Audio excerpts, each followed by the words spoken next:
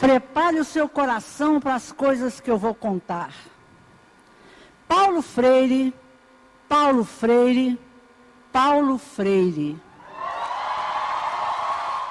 Saiba que a universidade pública e gratuita só existe porque pessoas como Paulo Freire não abrem mão do direito de todos em acessar o conhecimento produzido pela humanidade. Podemos ver que uma grande parte dos intelectuais contemporâneos são pessoas altamente politizadas, sendo a maioria deles de esquerda. Isso é tanto consequência da doutrinação progressista, imposta nas escolas e universidades, quanto da hegemonia cultural que os socialistas tiveram por um bom tempo. Ademais, muitos deles, com receio de serem vistos de forma negativa por seus colegas, acabaram aderindo às ideias progressistas. Assim, se sentem parte de um grupo, de uma fraternidade ideológica, e podem até mesmo desfrutar de benefícios consideráveis em suas carreiras profissionais. Apesar desse fenômeno passar despercebido para grande parte das pessoas, o posicionamento anti-mercado desse grupo não é algo novo. Os intelectuais, desde a Grécia Antiga, viam com muita desconfiança tudo em que envolvia atividades mercantis, empresariais, artesanais ou comerciais. Mas afinal, por que será que os intelectuais odeiam tanto o livre mercado? O Café Libertário apresenta a Era dos Letrados Inúteis. Esse vídeo é um oferecimento de Real Gold, proteja seu patrimônio com prata e ouro. Não é papel, não é virtual e nem digital, é real.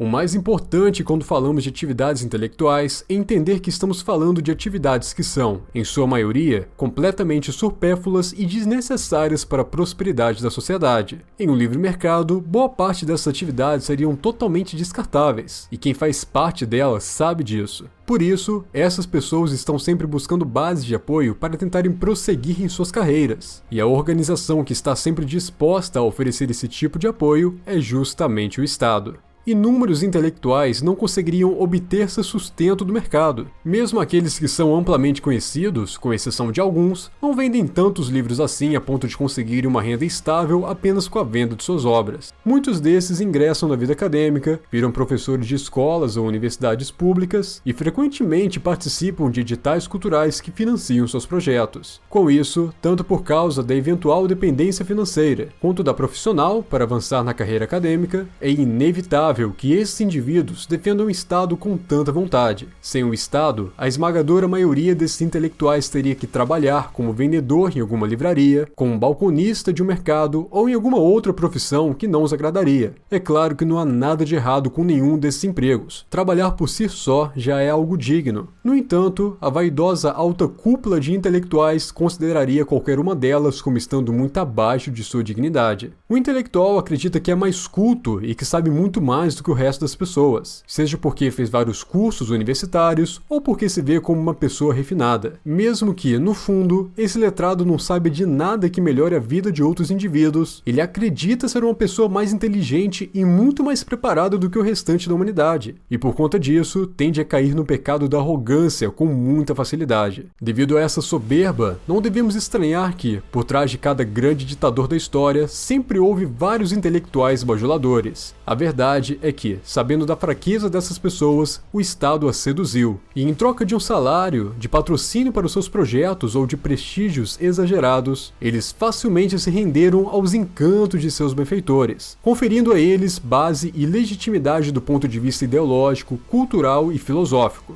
Por isso, tantos intelectuais se prostituem e acabam se rendendo à presença do Estado. O Estado se dispõe a sustentá-los com dinheiro roubado de impostos, ao passo que o mercado não faria. Como as massas, de uma forma geral, não possuem grandes aspirações ou interesses intelectuais, para elas, tudo que vem dos ambientes acadêmicos são coisas desnecessárias, que não agregam absolutamente em nada às suas vidas. Para o cidadão comum, que trabalha dia e noite para obter o seu sustento, é muito mais importante o padeiro fazer o pão fresquinho do que o acadêmico estar produzindo um novo ensaio literário sobre teoria oxfordiana de autoria de Shakespeare. No entanto, esse trabalhador tem parte de sua renda arrancada à força pelos políticos, a fim de pagar os ditos intelectuais que, muitas das vezes, propagam ideias que ele discorda ou não possui interesse algum. É por essa razão que o Estado é tão agradável para a classe intelectual. O Estado sustenta e age como um pai para essas pessoas. Por isso, é inevitável que uma grande parcela de intelectuais se torne defensora do Estado, dos impostos, regulações, da redistribuição de renda e dos direitos sociais, contanto que sejam eles, é claro, os beneficiados. Esses intelectuais irão sempre manifestar simpatia para com ideologias estatizantes, como a social-democracia, por exemplo, sendo altamente favoráveis a aberrações econômicas como o intervencionismo e o keynesianismo. Isso quando esses sujeitos não são assumidamente socialistas, comunistas ou progressistas. É claro que esses indivíduos serão rigorosos opositores do livre mercado, do capitalismo e da redução dos poderes do Estado, e defenderão de forma radical uma economia centralizada nas mãos dos governantes. Na hora de falar seus discursos, esses sujeitos irão sempre proclamar a importância da educação, da leitura, de programas de assistência cultural e de todo tipo de ladainhas sociais que sinalizam suas supostas virtudes. Mas no fundo, o que eles realmente querem é que o dinheiro roubado dos impostos patrocine seus estilos de vida. Eles não se importam com absolutamente nada além de suas próprias carreiras. A verdade é que o Estado oferece uma trajetória muito mais confortável e agradável para a classe intelectual do que o sistema de livre mercado.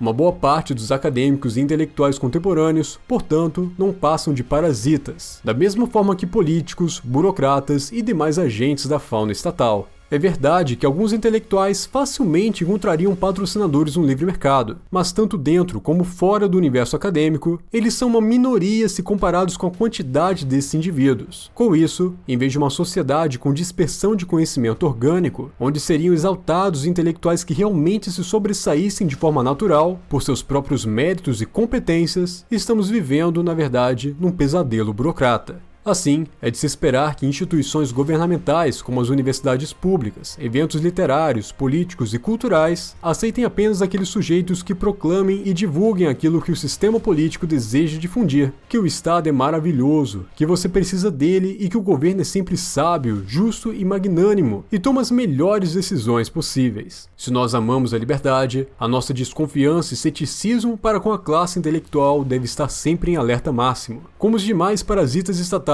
a classe intelectual deseja perpetuar o sistema e manter as coisas exatamente como estão, ou para pior. A mensagem libertária sempre será vista como ruim e indesejável para essas pessoas. Entretanto, ao contrário do que o sistema prega, intelectuais não são criaturas iluminadas e maravilhosas que levam conhecimento aonde vão. Pelo contrário, na maioria, são devidamente programados para difundir as mentiras que o sistema usa para escravizar as massas. Em média, são narcisistas que precisam do aplauso e da aclamação das massas para se sentirem bem consigo mesmos, apesar de não inovarem, não construírem e não produzirem absolutamente nada de verdadeiramente útil. Por fim, eles não estão envolvidos em uma jornada para construir um mundo melhor, tampouco embarcam em uma missão pessoal para desenvolver a sociedade. Sua prioridade é ter uma carreira de sucesso e lutar ativamente para que tudo continue exatamente como está. Com tanto ressentimento, arrogância e dependência estatal, não é de se estranhar que tantos astros do cinema, da televisão, da literatura e das universidades sempre atuem de maneira cega e tendenciosa em relação ao mercado, que sejam profundamente anticapitalistas e sempre se apresentem como porta-voz do socialismo, do controle e da redistribuição de renda. Obrigado por assistir até aqui. Esse vídeo é uma adaptação de um artigo do Instituto Horba, com link aqui na descrição. Não se esqueça de se inscrever no canal, curtir e compartilhar o vídeo. Volte sempre!